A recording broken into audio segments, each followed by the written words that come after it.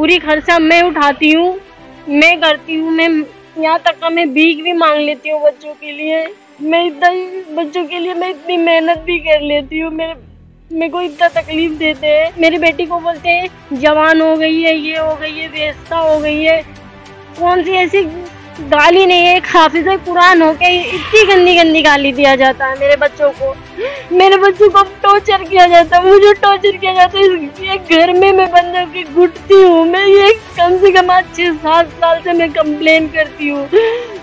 तो अभी मैं फिलहाल खुद मैं इतने कर्जे से डूबी, 60-70 हजार रुपया मैंने कर्जा लेके मैं घर चला रही हूँ 4-5 महीने से। मुंबई टीवी, हर खबर सच के साथ। मैं हूं जैन सैयद और आप देख रहे हैं मुंबई टीवी। जैसा इन दिनों लगातार पति द्वारा पत्नी पर अत्याचार बढ़ते जा रहा है।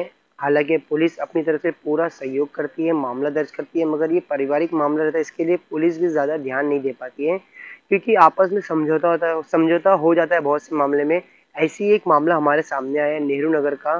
पुलिस ने मामला तो दर्ज कर ली है पति के ऊपर, मगर जो पत्नी है वो हमारे साथ में मौजूद है। उनका साफ तौर पर यह कहना है, उनके पति जो लगातार उन्हें प्रताड़ित करते हैं। हालांकि उनको उनके पति के ऊपर मामला दर्ज नहीं कराना, फिर भी मजबूरन, क्योंकि उनके पति उनको टॉर्चर करते हैं, इसके देखते हुए पत्नी ने मामला दर्ज कराया। हमारे साथ पत्नी मौजूद है, आइए विस्तार से जानते हैं क्या है पूरा मामला। मैम, आपके पति क्यों आपको सताते हैं, उनका नाम क्या है? पहले तो मेरा नाम मेहरुन्निसा है और आपके पति का नाम क्या है? मेरे पति का नाम रियासत अली हाफिज जी है। और क्यों सताते हैं आपके पति, कैसे? इसलिए सताते हैं, मेरे पहले वाले शौहर से मेरे 4 बच्चे हैं और मेरा पहला बेटा 15 साल का है, वो अपने अब्बू के पास रहता है, पहले शौहर के पास। और 3 बच्चे मेरे पास रहते हैं। मेरे बच्चों को बोलता है कि इन बच्चों को मुझे नहीं रखना है, इन बच्चों को पालना नहीं है। फिर भी मेरे बच्चों को वो खर्चा भी नहीं उठाते हैं। पूरी खर्चा मैं उठाती हूँ, मैं करती हूँ। मैं यहाँ तक का मैं भीख भी मांग लेती हूँ बच्चों के लिए। मैं इतनी मेहनत भी कर लेती हूँ। मेरे को इतना तकलीफ देते हैं। और उनके भाई या बहन या माँ बाप कोई भी फोन करके मुझे गंदी गंदी गाली देते हैं।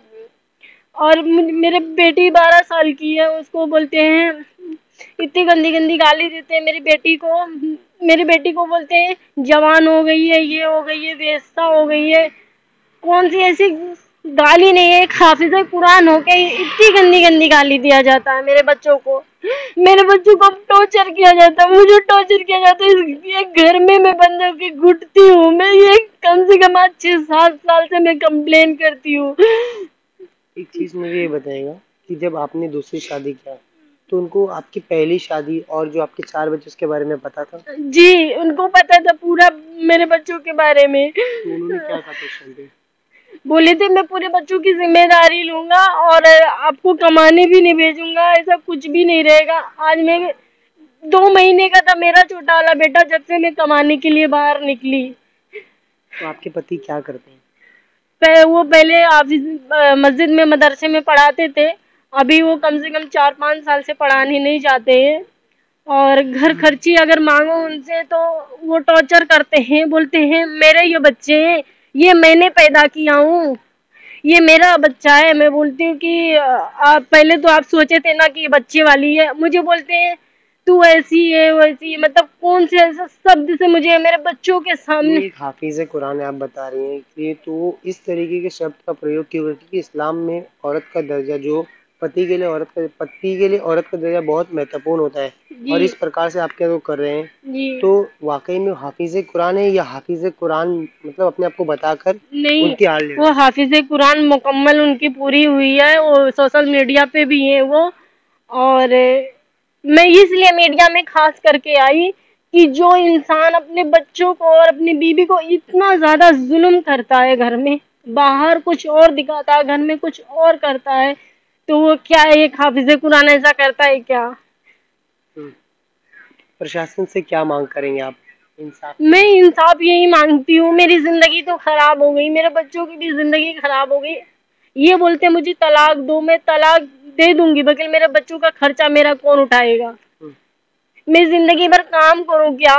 मैं यही सोचती हूँ। मेरे इतना छोटे छोटे बच्चों को मैं छोड़ के काम पे जाती हूँ। अच्छा, आज कितने बच्चे हैं आपके? मेरे 4 बच्चे। तो आप किस तरीके से उनकी परवरिश करते हैं?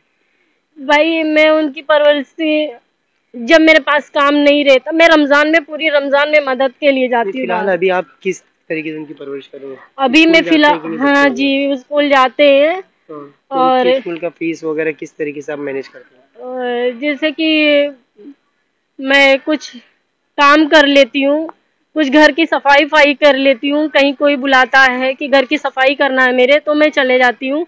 अगर घर की सफाई नहीं मुझे मिला तो अभी मैं फिलहाल खुद मैं इतने कर्जे से डूबी, 60-70 हज़ार रुपया मैंने कर्जा लेके मैं घर चला रही हूँ 4-5 महीने से। अच्छा, ठीक है। तो कहीं न कहीं आपने पीड़िता को साफ तौर पे सुना और उनके दर्द को सुना। उनका साफ तौर पे यही कहना है, उनके पति रियासत अली शेख, जो कि मुल हम कह सकते हैं कि खुद को मौलाना बताते हैं, मगर अगर इनकी हरकत देखा जाए तो ये शैतान से कम हरकत नहीं है। कहीं न कहीं रियासत अली शेख को अपनी हरकतों से बाज़ आके अपनी जो पत्नी, उनकी पत्नी का ख़्याल रखना चाहिए, उनके बच्चों का ख़्याल रखना चाहिए, क्योंकि उन्होंने उसे अपनाया है। तो उसे देखते हुए हालाँकि उन्हें यहाँ तक की नौबत नहीं आने दें, क्योंकि अगर वो इस्लाम के बारे में जानते हैं, तो इस्लाम के बारे में जानते हैं, तो इस महिला को यहाँ तक वो आने नहीं देते। कहीं न कहीं वो इस चीज़ का आड़ लेकर इस अगर प्रकार मैं से उन पे ज़ुल्म करते हैं। अब देखना ये रहेगा कि प्रशासन, जो कि इंदिरा नगर पुलिस, उसने मामला तो दर्ज कर लिया है, अब इसमें किस तरीके से कठोर कार्रवाई होती है और ये महिला को इंसाफ मिलता है। कैमरा पर्सन जुनेद अंसारी के जैन से मुंबई टीवी।